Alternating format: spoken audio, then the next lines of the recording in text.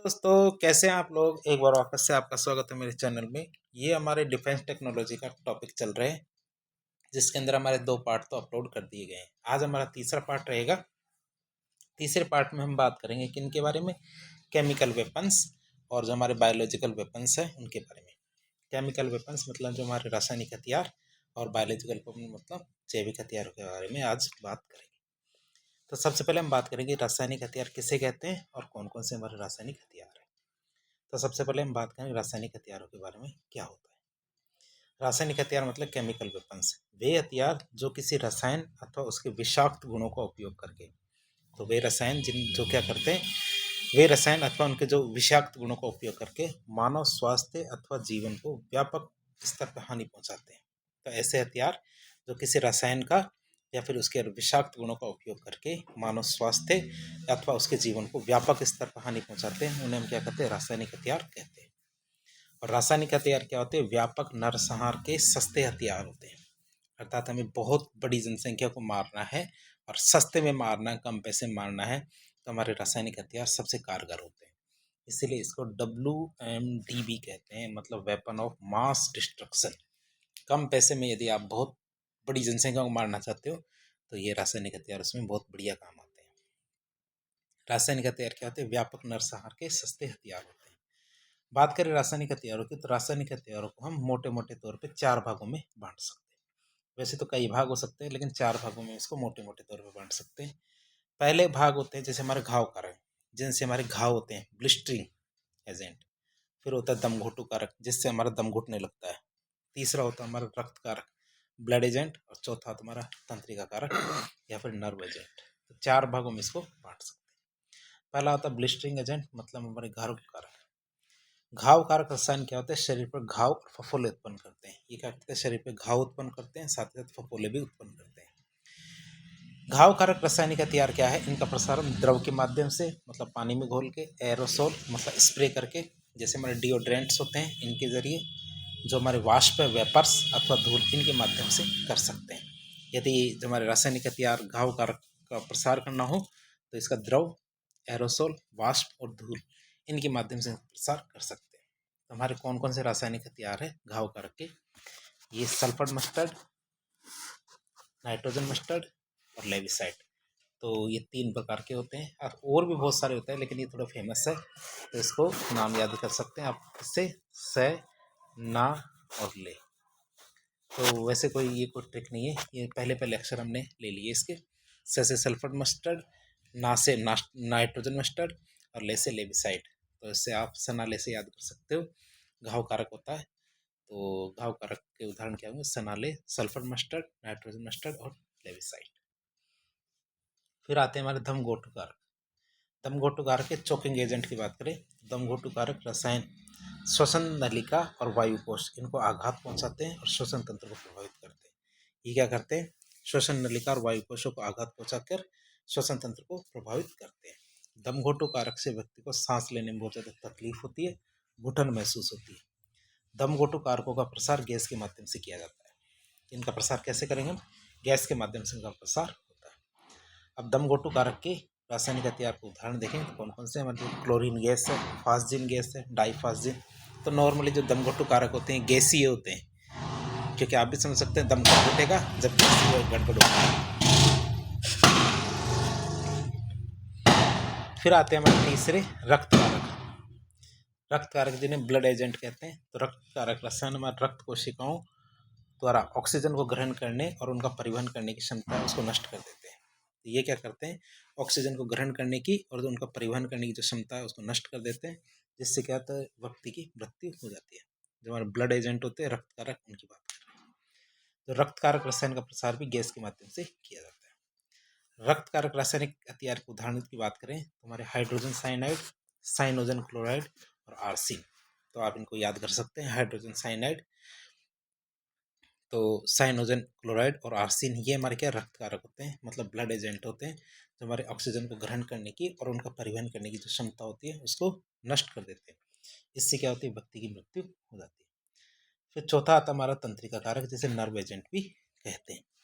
तंत्रिका कारक रसायन क्या करते हैं? तंत्रिका तंत्र को प्रभावित करते हैं। ये क्या? नर्वस सिस्टम या तंत्रिका तंत्र को बहुत ज़्यादा प्रभावित करते हैं, जिससे मानव मस्तिष्क काम करना बंद कर देता है और व्यक्ति की मृत्यु हो जाती है। तो इससे क्या होता है, तंत्रिका तंत्र काम करना कम कर देता है, ये बंद कर देता है, और इससे क्या होता है, मानव मस्तिष्क काम करना बंद करेगा और व्यक्ति की मृत्यु हो जाएगी। तंत्रिका कारक क्या है, रासायनिक हथियारों का प्रसार द्रव, एरोसोल, वाष्प और धूल इनके माध्यम से किया जाता है। तंत्रिका कारक रासायनिक हथियारों का प्रसार क्या, द्रव, एरोसोल, वाष्प और धूल इनके माध्यम से किया जाता है। तंत्रिका कारक रासायनिक हथियार के उदाहरण क्या है, सरीन गैस, ताबून, सोमन, वीएक्स। क्या क्या इनके उदाहरण, सरीन गैस, ताबून, सोमन, वीक्स, ये हमारे क्या है, जो तंत्रिका कारक एजेंट है। तो इस तरह हमने रासायनिक हथियार की बात की और चारों प्रकार इसके देखे। अब हम बात करेंगे जैविक हथियारों की। किसकी, जैविक हथियार, जिनको बायोलॉजिकल वेपन्स भी कहते हैं। बायोलॉजिकल वेपन्स की पहले परिभाषा देखेंगे, फिर कारक देखेंगे कौन कौन से प्रकार है इसके बायोलॉजिकल वेपन्स के। सबसे पहले आते हैं हमारे बायोलॉजिकल वेपन की परिभाषा। तो ऐसे हथियार जो किसी हानिकारक जैविक घटक, क्या, जो हानिकारक जैविक घटक जैसे हमारे रोगजनक सूक्ष्मजीव हो सकते हैं, न्यूरोटॉक्सिन्स हो सकते हैं, इनका उपयोग करके मानव स्वास्थ्य अथवा जीवन को व्यापक स्तर पर हानि पहुंचाते हैं, उन्हें हम क्या कहते हैं, जैविक हथियार कहते हैं। तो ऐसे हथियार जो किसी हानिकारक जैविक घटक जैसे कि हमारे कोई रोगजनक सूक्ष्मजीव हो, कोई न्यूरोटॉक्सिन हो, इनका उपयोग करेंगे और क्या करेंगे, मानव स्वास्थ्य और जीवन को व्यापक स्तर पर हानि पहुंचाएंगे, इन्हें हम क्या कहते हैं, जैविक हथियार कहते हैं। ये भी हमारे सस्ते हथियार है, मतलब जैविक हथियार भी व्यापक नरसंहार के हथियार होते हैं, अर्थात वेपन ऑफ मास डिस्ट्रक्शन। मतलब एक बहुत बड़ी जनसंख्या को यदि एक साथ मारना है हमें, तो हम क्या करेंगे, जैविक हथियार या फिर रासायनिक हथियार का उपयोग करेंगे। जैविक हथियार से बड़े स्तर पर मनुष्य, पशु और फसलों सभी को खत्म किया जा सकता है, इसलिए इसको WMD कहते हैं। फिर हम बात करेंगे जैविक हथियारों के प्रकारों की। जैविक हथियार कितने प्रकार के होते हैं। WHO और USA के जो स्वास्थ्य विभाग है, दोनों ने मिलकर जैविक हथियारों को 3 भागों में बांटा है। कितने भागों में बांटा, 3 भागों में बांटा है। किसे, जैविक हथियारों को। किस किसने मिलकर, WHO और USA के स्वास्थ्य विभाग दोनों ने मिलकर जैविक हथियार को 3 भागों में बांटा है। पहला भाग जैसे कैटेगरी ए, श्रेणी ए, दूसरा श्रेणी बी, श्रेणी सी, मतलब कैटेगरी ए, बी और सी, 3 कैटेगरी के अंदर इसको बांटा गया है। WHO की बात करें तो WHO क्या होता है, वर्ल्ड हेल्थ ऑर्गेनाइजेशन, हमारे विश्व स्वास्थ्य संगठन भी इसको कहते हैं। अब इसके 3 कैटेगरियाँ की है। तो पहली कैटेगरी के बारे में देखें, पहली कैटेगरी क्या है। पहली कैटेगरी की बात करें जिसे कैटेगरी ए कहते हैं। तो श्रेणी ए के जैविक हथियार की बात करें तो सबसे ज़्यादा घातक जैविक हथियार होते हैं। क्या होते हैं, मोस्ट डेंजरस बायोलॉजिकल वेपन्स होते हैं, मतलब सबसे ज़्यादा घातक यदि जैविक हथियार है तो उनको कैटेगरी ए में रखा जाता है। कैटेगरी ए के जैविक हथियार आसानी से फैल जाते हैं। ये क्या होते हैं, आसानी से फैल जाते हैं और बड़ी संख्या में लोगों को प्रभावित करते हैं। ये क्या करते हैं, आसानी से फैल जाते हैं और क्या करते हैं, बड़ी संख्या में लोगों को प्रभावित करते हैं। इन हथियारों की बात करें तो इन हथियार से उच्च मृत्यु दर होती है, अर्थात लोगों की संख्या बहुत ज़्यादा मरती है, अर्थात इससे लोग बहुत ज़्यादा मरते हैं। कैटेगरी ए के जो वेपन्स होते हैं उनसे लोग बहुत ज़्यादा मरते हैं। श्रेणी ए के जैविक हथियारों की रोकथाम के लिए विशेष प्रयास करने की जरूरत पड़ती है। अगर हम प्रयास नहीं करेंगे तो लोग और भी मरते रहेंगे। जैसे कि हमारे इनके उदाहरण क्या है, जैसे नोवल कोरोना वायरस था, अभी 2020-21 के अंदर कोरोना की महामारी आई थी, ये हमारी कैटेगरी ए की महामारी थी। जैसे एंथ्रेक्स, प्लेग, चेचक, इबोला, तो इस तरह के जो वायरस है ये बड़े स्तर पे लोगों को प्रभावित करते हैं और इनको यदि विशेष प्रयास ना किया जाए तो पूरी दुनिया को भी तबाह कर सकते हैं। तो हमारे कैटेगरी ए को देख लिया हमने। अब आते हैं कैटेगरी बी। क्या आती है, कैटेगरी बी। तो कैटेगरी बी की बात करें तो कैटेगरी बी के जैविक हथियार मध्यम तीव्रता के जैविक हथियार है। क्या है, मध्यम तीव्रता, मतलब मीडियम कैपेसिटी के बायोलॉजिकल वेपन्स है, मध्यम तीव्रता के जैविक हथियार है। श्रेणी बी के जैविक हथियार सीमित क्षेत्र में लोगों को प्रभावित करते हैं, अर्थात एक बहुत बड़ी आबादी को तो नहीं करते, लेकिन क्या करते हैं, सीमित क्षेत्र में क्या करते हैं, लोगों को प्रभावित करते हैं। श्रेणी बी के जो जैविक हथियार है ये मध्यम रुग्णता दर होती है, अर्थात मॉडरेट मॉर्बिलिटी रेट होती है, और मृत्यु दर कैसी होती है, निम्न, अर्थात इसमें बीमार भी लोग कम होते हैं और इससे मरते भी बहुत कम है, अर्थात ये सीमित क्षेत्र में सीमित लोगों को ही प्रभावित करते हैं। कैटेगरी बी के बात करें, इसी श्रेणी बी के जो जैविक हथियार है उनको रोकने के लिए विशेष प्रयास करने की आवश्यकता नहीं होती। इनको रोकने के लिए क्या होता है, विशेष प्रयास करने की जरूरत नहीं है।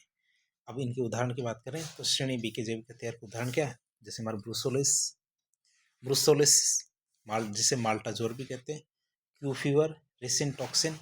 तो ये कुछ उदाहरण है जो हमारे वायरस जीवाणु हैं। तो ये हमारे मध्यम श्रेणी की जो रुग्णता उत्पन्न करते हैं, श्रेणी बी के अंतर्गत आते हैं। कौन कौन से? ब्रुसोलिस, जिसे माल्टाजोर भी कहते हैं, क्यू फीवर, रेसिन टॉक्सिन, तो ये इसके अंदर आते हैं। फिर आता हमारा श्रेणी सी, ये कैटेगरी सी। श्रेणी सी के जैविक हथियार क्या? उभरते हुए रोगजनक होते हैं, अर्थात जो हमारे अब तक तो जिन्होंने प्रभाव नहीं फैलाया, लेकिन चांस है कि पूरे देश के अंदर, पूरी दुनिया के अंदर अपनी जो असर है कर सकते हैं, जिनका उपयोग भविष्य में बड़े पैमाने पर किए जाने का चांस है। अभी तक तो इन्होंने नहीं किया है, लेकिन भविष्य में कर सकते हैं। तो श्रेणी सी के जैविक हथियारों का उत्पादन, उपलब्धता और प्रसार के चलते आसानी से किया जा सकता है। श्रेणी जी सी के जैविक हथियारों की बात करें, जैसे हमारे निपा वायरस, हंता वायरस, जो हमने कुछ समय पहले काफ़ी ज़्यादा सुने थे।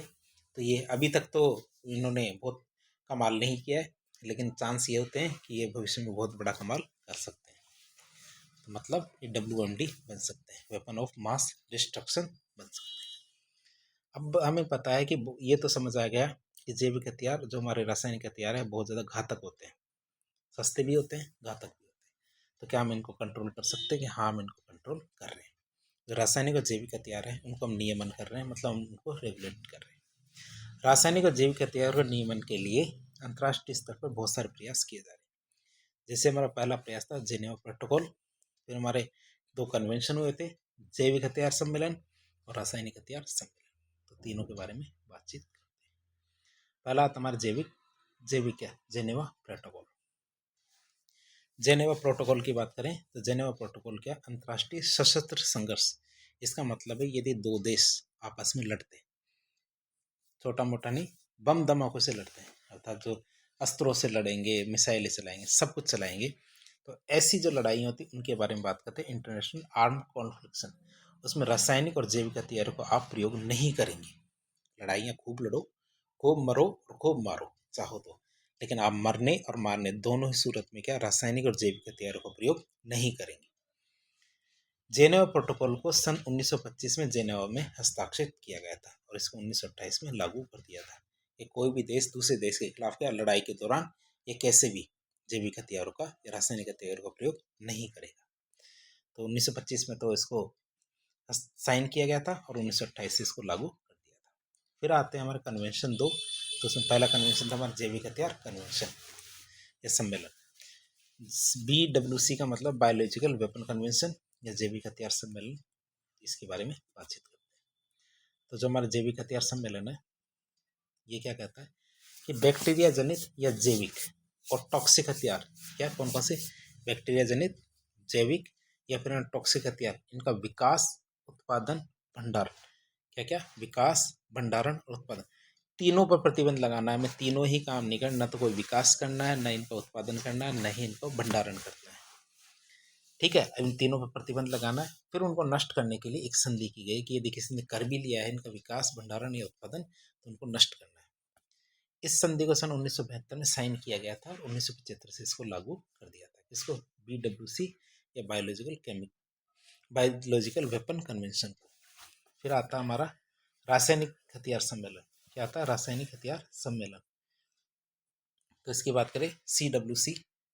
तो रासायनिक हथियार सम्मेलन की बात करें तो रासायनिक हथियार सम्मेलन रासायनिक हथियारों के विकास, उत्पादन और संग्रहण। तो इसमें क्या करेंगे? इसमें रासायनिक हथियारों की बात करेंगे। इसमें रासायनिक हथियारों का न तो विकास किया जा सकता, न उत्पादन किया जा सकता, न ही संग्रहण किया जा सकता। और किसी ने कर भी लिया तो उसको नष्ट करना है, तो उस पर प्रतिबंध भी लगा रहे हैं, साथ ही साथ नष्ट भी कर रहे हैं। तो 1993 में इस पर साइन किया गया था। किस पे? रासायनिक हथियार सम्मेलन की संधि पे 1993 में साइन किया गया था और 1997 से इसको लागू कर दिया था। किसको? कन्वेंशन, केमिकल वेपन कन्वेंशन की जो संधि है उसको 1997 में लागू कर दिया था।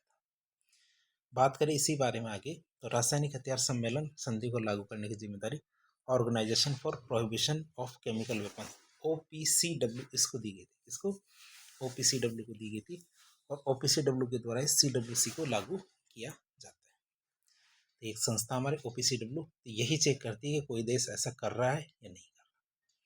अब OPCW के बारे में बात करें, जिसको रासायनिक हथियार निषेध संगठन भी कहते हैं, मतलब organisation for prohibition of chemical weapons भी कहेंगे रासायनिक हथियार निषेध संगठन भी कहेंगे।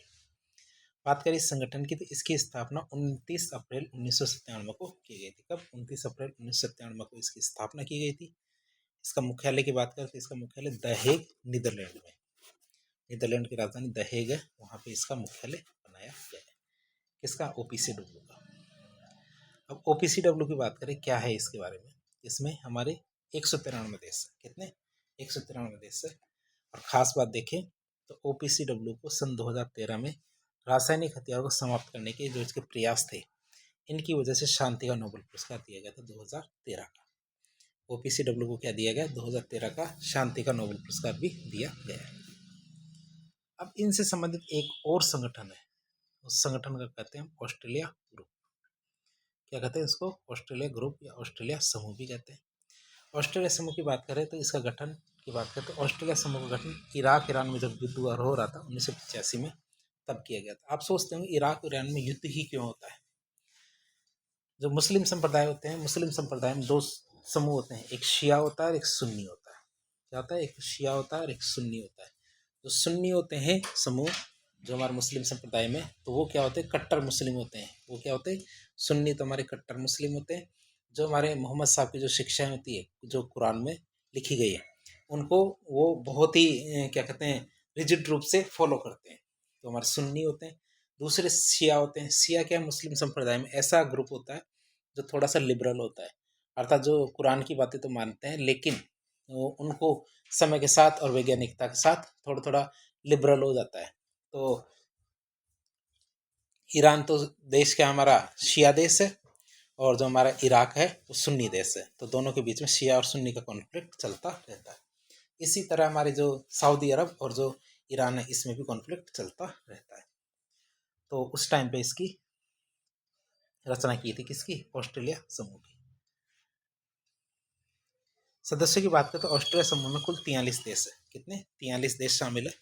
भारत को क्या ऑस्ट्रेलिया समूह में सन 2018 में शामिल हो गया था। कब? 2018 में शामिल हो गया था भारत इसमें। भारत और ऑस्ट्रेलिया समूह में शामिल होने वाला आखिरी देश है, अर्थात अब तक इसके बाद भारत के शामिल होने के बाद ऑस्ट्रेलिया समूह में कोई भी देश शामिल नहीं हुआ है। वर्तमान में ऑस्ट्रेलिया समूह में शामिल होने वाला सबसे नया देश कौन है? भारत। और 43वां देश भी कौन है? भारत। ऑस्ट्रेलिया समूह क्या है? देशों का एक अनौपचारिक संगठन है, अर्थात कोई नियम कानून नहीं है कौन शामिल होगा और कौन नहीं, लेकिन चल रहा है इसका काम। अब बात करते हैं ये करता क्या है ऑस्ट्रेलिया समूह। ऑस्ट्रेलिया समूह निर्यात को इस तरह से विनियमित और नियंत्रित करता है, जितने भी निर्यात होंगे हमारे एक्सपोर्ट होंगे उनको कंट्रोल और रेगुलेट करेंगे। कैसे? कि वे रासायनिक और जैविक हथियारों के विकास में काम न आए। मतलब कोई भी देश अपने सामान जो दूसरे देश को निर्यात करता है, तो वो इस चीज़ का ध्यान रखेगा उसके द्वारा बेचा गया सामान कहीं दूसरा देश रासायनिक हथियार या जैविक हथियार बनाने में तो काम नहीं ले रहा है। तो इस चीज़ का ये ध्यान रखता है, कंट्रोल भी करता है, रेगुलेट भी करता है इस चीज़ में।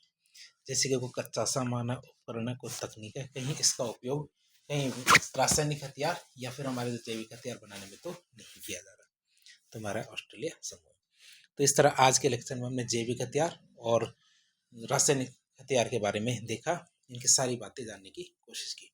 इस प्रकार के इन्फॉर्मेटिव वीडियो देखने के लिए हमारे चैनल से जुड़े। वीडियो पसंद आता है तो वीडियो को लाइक करें, चैनल को सब्सक्राइब करें, अपने दोस्तों के साथ शेयर करें। धन्यवाद।